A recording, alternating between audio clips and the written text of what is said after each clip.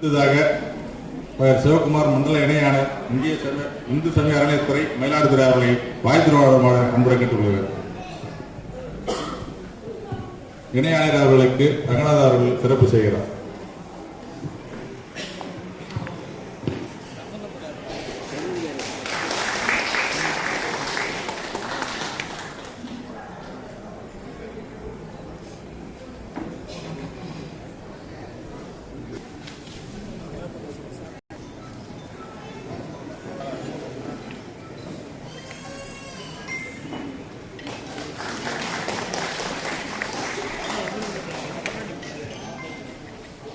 என்னுடைய ஊரின் சொந்தங்களுக்கு எனது பணிவான வணக்கங்கள்.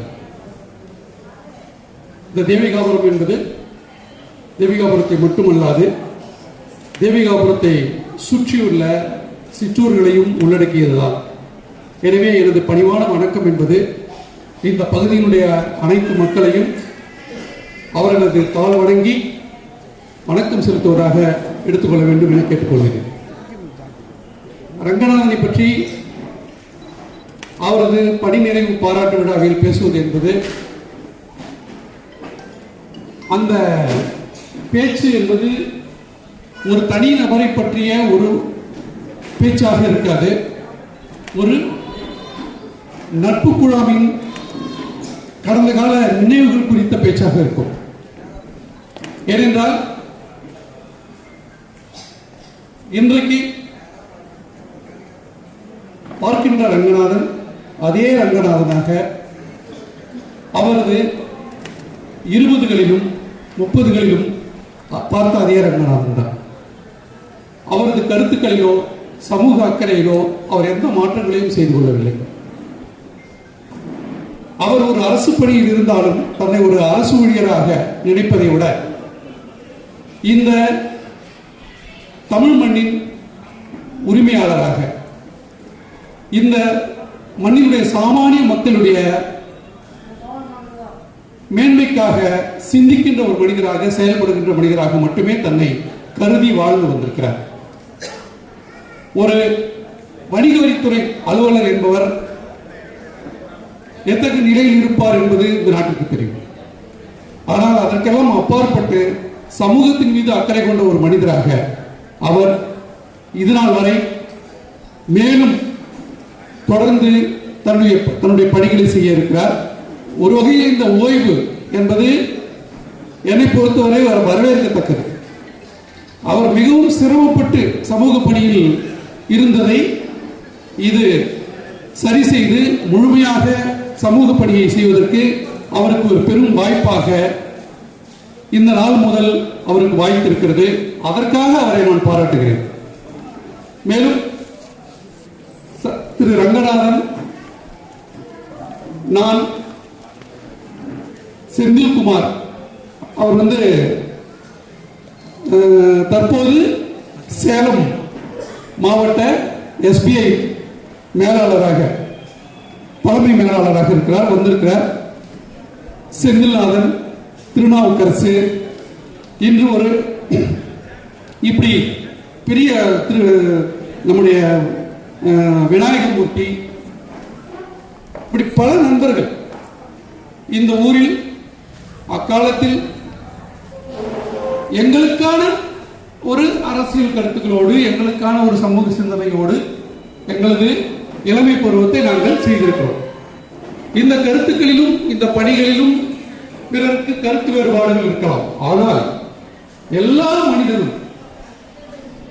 மனிதன் என்பவன் ஒரு பொலிட்டிக்கல் அனிமல், ஒரு அரசியல் விலங்கு என்கிற ஒரு கருத்து உண்டு. ஏனென்றால் மனிதன் ஹோமோசாப்பியன்ஸ் விலங்கு கிங்டம். ஜுவாலஜிக்கலா பாத்தீங்கன்னு சொன்னா நாம மனிதன் பெரிய ஆளுன்னு நினைச்சாலும் நம்மள ஒரு விலங்கு குடும்பத்துல சேர்த்திருக்காங்க. அதுல பொலிட்டிக்கல் விலங்கா மனிதன் இன்றைய காலகட்டத்தில் வாழ்ந்துட்டு இருக்கான். அவன் ஒரு சமூக விலங்காவும் வாழ்ந்துட்டு இருக்கிறான். எனவே இந்த சமூகம் குறித்தோ அரசியல் குறித்தோ கருத்து இல்லாமல் எந்த மனிதனும் இருக்க முடியாது.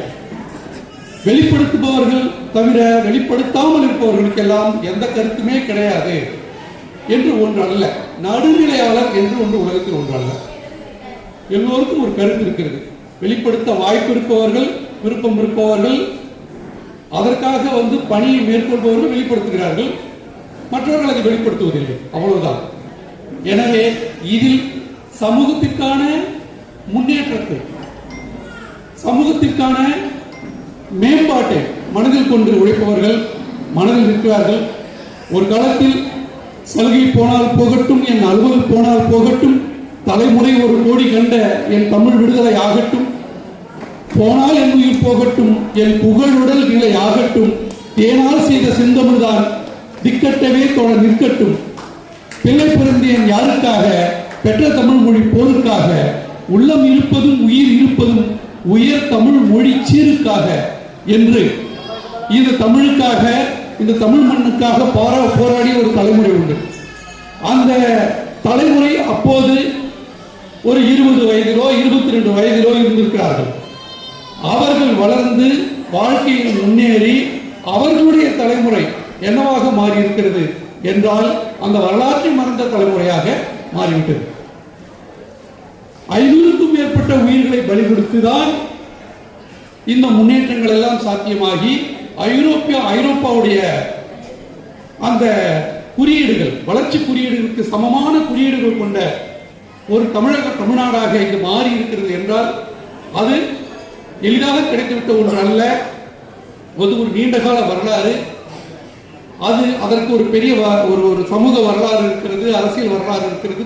பல்வேறு விதமான மாற்றங்களை, சமூக நகர்வுகளை இந்த தமிழ்நாடு சந்தித்து வந்திருக்கிறது. எனவே இப்பொழுதுள்ள கவலை எல்லாம் இனி வரும் தலைமுறைகள் பாதுகாப்பாக இருக்க வேண்டுமே என்பதுதான். அப்படி பாதுகாப்பாக இருக்க அவரவர் குழந்தைகளுக்கு பழைய வரலாற்றை சொல்லிக் கொடுங்கள் என்று கேட்டுக்கொண்டு, அந்த பணியைத்தான் இனி என்னுடைய இனிய நண்பர் திரு ரங்கநாதன் அவர்கள் செய்வார் என்று அவருக்கு வாழ்த்து கூறி அமைகிறேன். நன்றி, வணக்கம்.